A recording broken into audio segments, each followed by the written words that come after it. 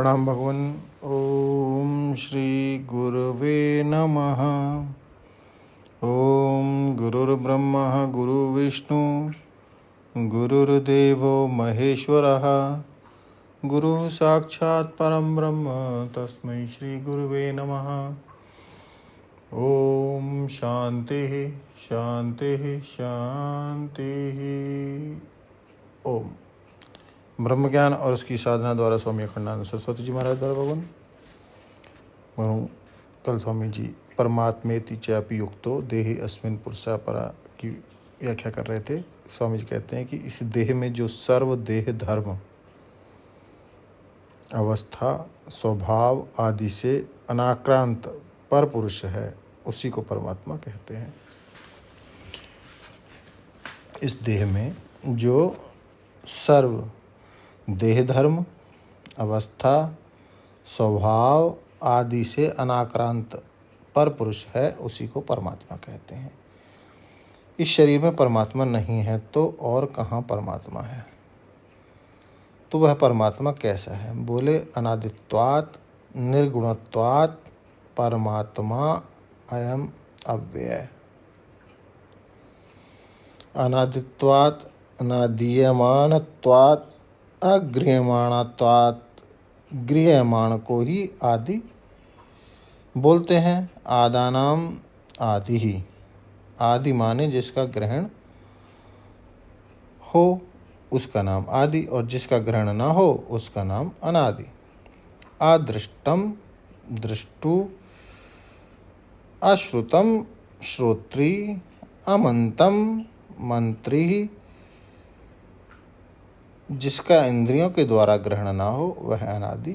मूल पदार्थ का ही इंद्रियों के द्वारा ग्रहण नहीं होता, मन से ग्रहण नहीं होता, बुद्धि से ग्रहण नहीं होता, वह तो चक्षु वाचो ही वाचम मनसो मनाह। आप केन उपनिषद में पढ़ो, यद वाचा अनु अभ्युदितम येन वाग अभ्युद्यते यन मनसा न मनुते ये न आहुर मनो मतम। यह क्या हुआ? अनादि हुआ। न आस्ति आदि यस्य अनादित्वात् न आदीयत इति अनादि ही। अगृह्यमाणत्वात् वाणी से ग्रहण नहीं होता, नेत्र से ग्रहण नहीं होता, त्वचा से ग्रहण नहीं होता, मन से ग्रहण नहीं होता। यतो वाचो निवर्तन्ते अप्राप्य मनसा सह। ऐसा जो अनादि है वह अदृश्य परमात्मा है। दृश्य में ही आदि और अंत की कल्पना हो सकती है। दृश्य में यदि अनादित्व होवे तो भी कल्पित और अनंतत्व होवे तो भी कल्पित और साधित्व होवे तो वह साधित्व भी कल्पित होगा, क्योंकि दृश्य पदार्थ ही कल्पित है।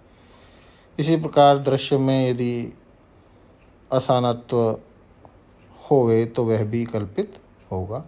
कल्पित पदार्थ का आदि अंत अनादित्व साधित्व अशांतत्व सब कल्पित होता है, परंतु यहाँ यह परमात्मा कल्पित अनादि नहीं है, अकल्पित अनादि है और दृश्य नहीं है। यदि कहो कि दृश्य नहीं है तो वह है या नहीं कि है, क्योंकि सबका दृष्टा तो यही है। यह न होवे तो दर्शन बनेगा ही नहीं। इसलिए आत्मा अकल्पित अनादि है और दृश्य में जो अनादित्व है वह कल्पित अनादित्व है। आपको यह बात इसलिए सुनाई कि इसमें प्रश्न उठता है। वेदांतियों के मत में ब्रह्म भी अनादि है, अविद्या भी अनादि है, उनका संबंध भी अनादि है, जीव ईश्वर भी अनादि है और उनका भेद भी अनादि है। तो अनादि होने से कोई वस्तु अव्यय होवे यह हेतु नहीं दिया जा सकता, क्योंकि अविद्या अनादि होने पर भी ज्ञान निवृत्त होती है यानी शांत होती है। तो परमात्मा अनादि होने के कारण अव्यय है। अनादित्वात् अव्यय यह कहना नहीं बनता। तो बोले भाई अनादि दो प्रकार की होती हैं, एक कल्पित अनादि और एक अकल्पित अनादि।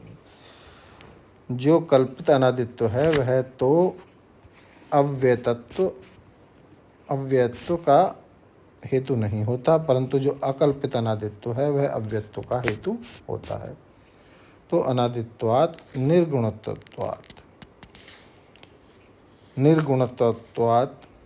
निर्गुणत्वात् का अर्थ होता है निर्विषयत्वात्, निरन्तः करणत्वात्, निरिंद्रियत्वात्। निर्गुणत्वात् का अर्थ है विषय नहीं है, इंद्रियां नहीं है, अंतःकरण नहीं है। निर्गुणत्वात् माने आत्मा में त्रिगुण ही नहीं है, त्रिगुण की साम्यावस्था प्रकृति नहीं है।